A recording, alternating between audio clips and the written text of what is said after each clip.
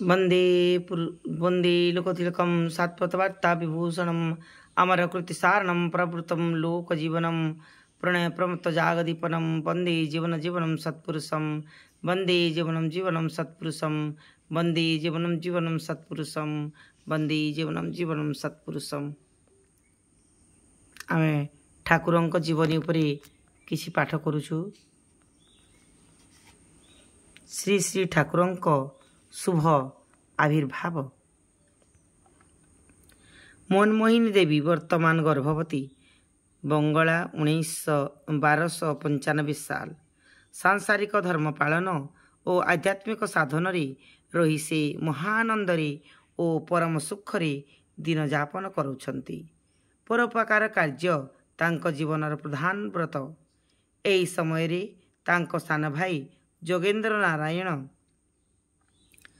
जोगेन्द्र नारायण बयस मात्र 16 वर्ष स्वामी शिवचंद्र तत्वाधन संसार अवस्था भल भाव बेस सुख स्वच्छंदे चलुछि।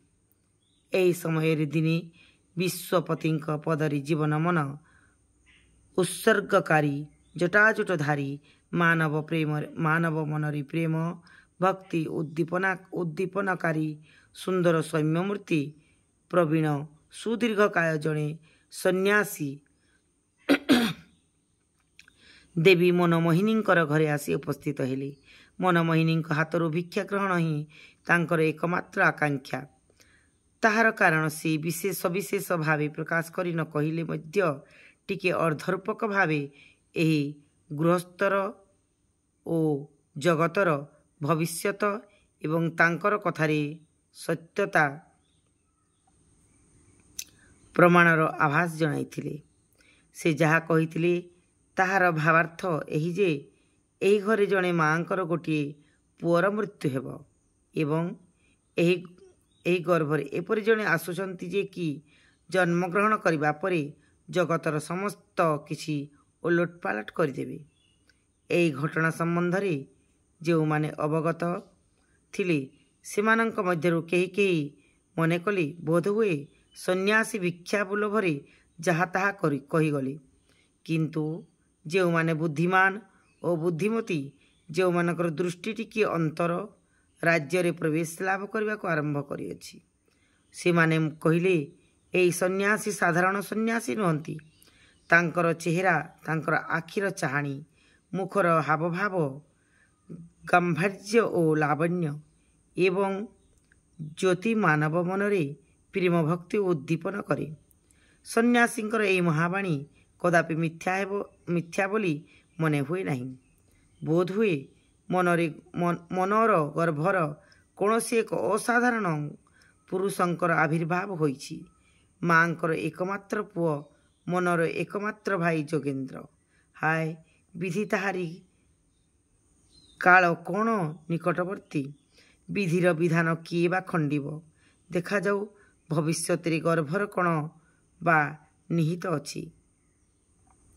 देखा जाऊ भगवानंकर कौन इच्छा एवं से जगतर ओ एही परिवारर भाग्य कौन संगठन करांती। एहीपरि नाना कल्पना जल्पना मध्यरे एवं नाना प्रकार लोकंकर नानाविधि चिंता मध्य दे गर्भरे 10 मास बीतीगला। 11 मास मध्य जीवा परे किंतु शीघ्र प्रसव हेबार कौनसी लक्षण देखा जाऊ नहीं। अनेक से विषय औदासान्य प्रकाश कले मध्य केही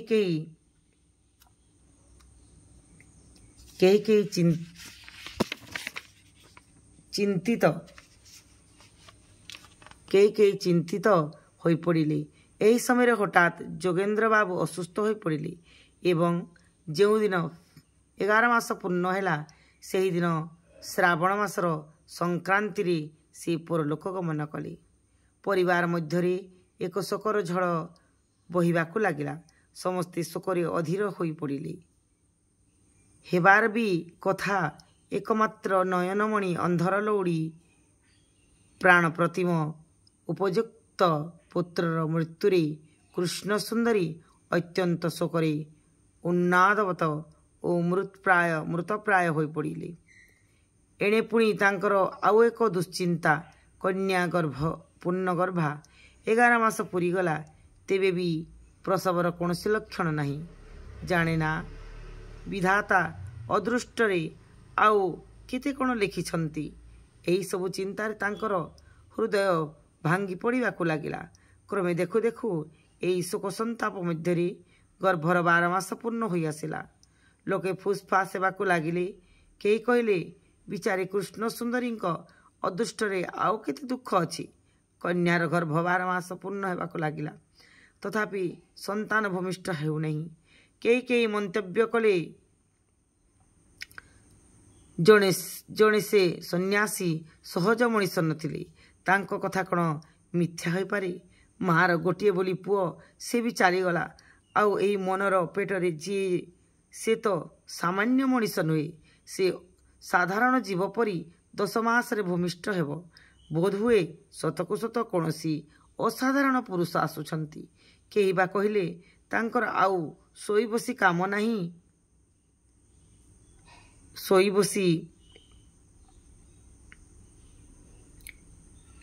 ନାହିଁ, ବିବେଚନା ନାହିଁ।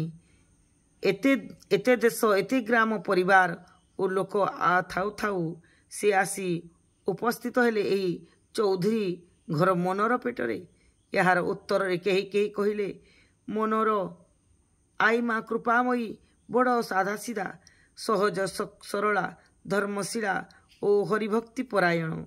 ଚୌଧୁରୀ ମଧ୍ୟ ବେଶ୍ ଧର୍ମପ୍ରାଣ, ପରୋପକାରୀ, ସଦାଶୟ ବ୍ୟକ୍ତି ଥିଲେ।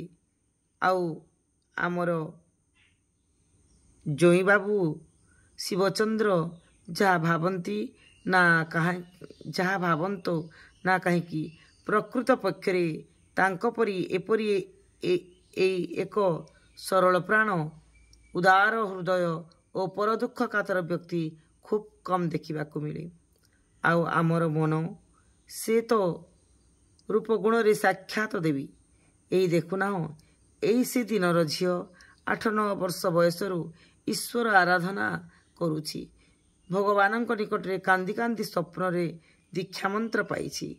ଆମର ମନ ଏତେ ତେଜସ୍ୱିନୀ, କିନ୍ତୁ ଅବିନୟୀ ନୁହେଁ, ସ୍ପଷ୍ଟ କଥା କହିବାର ଭୀତ ନୁହେଁ, ଅଥଚ ରୂଢ଼ଭାଷିଣୀ ମଧ୍ୟ ନୁହେଁ। କାହାରି କୌଣସି ବିପଦ ଦେଖିଲେ ମନ କଦାପି ସ୍ଥିର ରହିପାରେ ନା। ମନର ସ୍ୱାମୀ ଭକ୍ତି ଅତି ଚମତ୍କାର। ମନ ନିଜେ ନ ଖାଇ ଅନ୍ୟକୁ ଖୁଆଏ। ଜୟ ଗୁରୁ, ଜୟ ଗୁରୁ।